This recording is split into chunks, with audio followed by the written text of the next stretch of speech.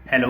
जय हिंद दोस्तों आज हम लोग देखने वाले हैं CISF SCM परीक्षा 2023 के लिए जीके के महत्वपूर्ण प्रश्न जो परीक्षा में पूछे गए प्रश्न हैं दोस्तों, और इसमें से प्रश्न आने की पूरी संभावना है। तो आइए देखते हैं दोस्तों। इससे पहले 195 प्रश्नों की वीडियो बन चुकी है दोस्तों, आप लोग जाकर के पीछे प्लेलिस्ट में देख सकते हैं। आइए आज का पहला प्रश्न देखते हैं दोस्तों। कब शस्त्र व्यापार संधि अस्तित्व में आई? दिसंबर 2014, फरवरी 2015, जनवरी 2015, इनमें से कोई नहीं। तो इसका आंसर होगा दोस्तों ऑप्शन नंबर ए, दिसंबर 2014 में। अगला प्रश्न है दोस्तों, भारत रत्न से सम्मानित किए जाने वाले लोगों की सूची में कौन शामिल नहीं है?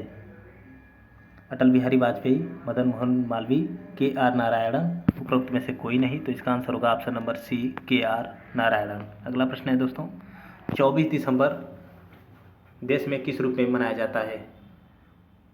29वां राष्ट्रीय उपभोक्ता दिवस, सद्भावना दिवस, पहला राष्ट्रीय सुशासन दिवस, या उपरोक्त सभी। तो इसका आंसर होगा दोस्तों ऑप्शन नंबर ए, 29वां राष्ट्रीय उपभोक्ता दिवस के रूप में 24 दिसंबर को मनाया जाता है। अगला प्रश्न है, मिशन इंद्रधनुष का संबंध किससे है?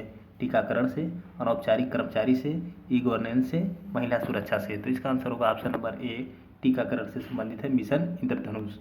अगला प्रश्न है, सूर्य किरण भारत और किस देश के बीच एक संयुक्त सैन्य अभ्यास है?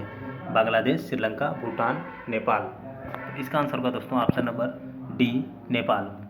भारत और नेपाल के बीच सूर्य किरण सैन्य अभ्यास किया जाता है। अगला प्रश्न है, टैक्सी फॉर श्योर किसके द्वारा अधिग्रहण किया गया है? मेरू कैब्स, ओला कैब्स, उबर इंडिया, इनमें से कोई नहीं। तो इसका आंसर होगा दोस्तों ऑप्शन नंबर बी, ओला कैब्स। अगला प्रश्न है दोस्तों, दुनिया का पहला 3D मुद्रित रेल जेट इंजन किस देश ने विकसित किया? Germany, Australia, Japan, America. तो इसका आंसर होगा दोस्तों ऑप्शन नंबर बी, ऑस्ट्रेलिया।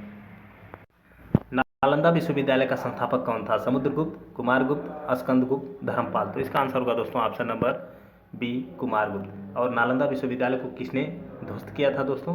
तो बख्तियार खिलजी ने ध्वस्त किया था। अगला प्रश्न है दोस्तों, उज्जैन का प्राचीन काल में क्या नाम था? अवंतिका, पाटलिपुत्र, तक्षशिला, इंद्रप्रस्थ। तो इसका आंसर होगा ऑप्शन नंबर ए, अवंतिका। अगला प्रश्न है दोस्तों, भारत पर हुड़ों का आक्रमण किसके शासनकाल में हुआ था? श्रीगुप्त, समुद्रगुप्त, स्कंदगुप्त, उपयुक्त सभी। तो इसका आंसर होगा दोस्तों ऑप्शन नंबर सी, स्कंदगुप्त के शासनकाल में हुआ था। और दोस्तों गुप्त वंश का संस्थापक कौन था? तो श्रीगुप्त था। और समुद्रगुप्त दोस्तों भारत का नेपोलियन कहा जाता है समुद्रगुप्त को। अगला प्रश्न है, सांची का स्तूप किस शासक ने बनवाया था? बिंबिसार, हर्षवर्धन, पुष्यमित्र, अशोक। तो इसका आंसर होगा ऑप्शन नंबर डी, अशोक। और सांची का स्तूप कहाँ स्थित है? तो मध्य प्रदेश में स्थित है। अगला प्रश्न है दोस्तों, अशोक के शिलालेख को सर्वप्रथम किसने पढ़ा था? पादरेटी, विलियम जोन्स, जेम्स प्रिंसेप, उपरोक्त में से कोई नहीं। तो इसका आंसर होगा option number C, James Prinsep ने। और कब पढ़ा था? 1837 में। और अशोक के शिलालेख किस लिपि में लिखे गए हैं? तो ब्राह्मी लिपि में लिखे गए। अगला प्रश्न है दोस्तों, बौद्ध धर्म के प्रचार के लिए अशोक ने किसे श्रीलंका में भेजा था?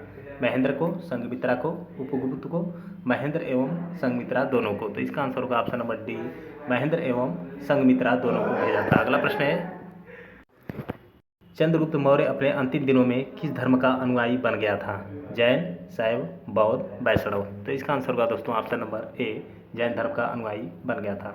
अगला प्रश्न है, हड़प्पावासी किस वस्तु के उत्पादन में सबसे आगे थे? मुद्राएं, कपास, कांस्य औजार, जौ। तो इसका आंसर होगा ऑप्शन नंबर बी, कपास के उत्पादन में। और दोस्तों इस समय भारत में कपास का सबसे बड़ा उत्पादक राज्य कौन सा है? तो कौन सा है कपास का सबसे बड़ा उत्पादक राज्य? तो गुजरात है दोस्तों। और कपास के उत्पादन के लिए कौन सी मिट्टी उपयुक्त होती है? तो काली मिट्टी। और काली मिट्टी का सर्वाधिक विस्तार पूछेगा तो महाराष्ट्र में है दोस्तों, लेकिन कपास का सर्वाधिक उत्पादन गुजरात में होता है। अगला प्रश्न है दोस्तों,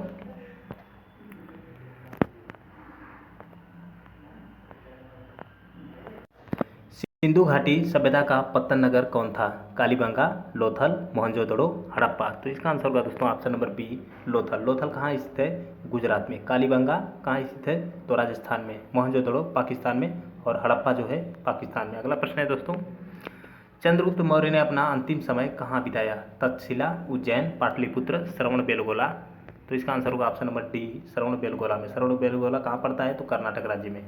अगला प्रश्न है, कपिल मुनि द्वारा प्रतिपादित दार्शनिक प्रणाली क्या है? पूर्व मीमांसा, उत्तर मीमांसा, न्याय दर्शन, सांख्य दर्शन। तो इसका आंसर होगा ऑप्शन नंबर डी, सांख्य दर्शन। अगला प्रश्न है, निम्न में से किसने रूस में लाल सेना का गठन किया था? लेनिन, त्रास्की, ट्रस्की, उपरोक्त में से कोई नहीं, तो इसका आंसर होगा ऑप्शन नंबर सी, ट्राटस्की ने। अगला प्रश्न है दोस्तों, रूसी क्रांति के दौरान चेका का गठन किसने किया था? लेनिन, प्लेखानो, केरेंस्की, ट्राटस्की, तो इसका आंसर होगा ऑप्शन नंबर ए, लेनिन। अगला प्रश्न है दोस्तों, वैदिक काल में आर्यों के जीविकोपार्जन का मुख्य साधन क्या था? शिकार, कृषि, व्यापार, शिल्पकर्म, तो इसका आंसर होगा ऑप्शन नंबर बी, कृषि था। अगला प्रश्न है, निम्न में से किस क्रांति को अक्टूबर की क्रांति कहा जाता है? रूसी क्रांति, इंग्लैंड की क्रांति, अमेरिकी क्रांति, फ्रांस की क्रांति, तो इसका आंसर होगा ऑप्शन नंबर ए, रूसी क्रांति। और कब हुई थी रूसी क्रांति? 1900,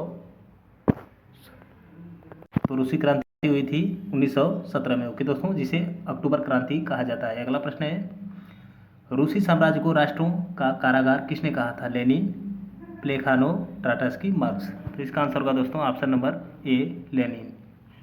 अगला प्रश्न है, सबसे पुराना वेद कौन सा है? सामवेद, ऋग्वेद, यजुर्वेद, अथर्ववेद, तो इसका आंसर होगा ऑप्शन नंबर बी, ऋग्वेद। अगला प्रश्न है, हिंद भारत की जनता के संदर्भ में हिंदू शब्द का प्रथम बार प्रयोग किसने किया था?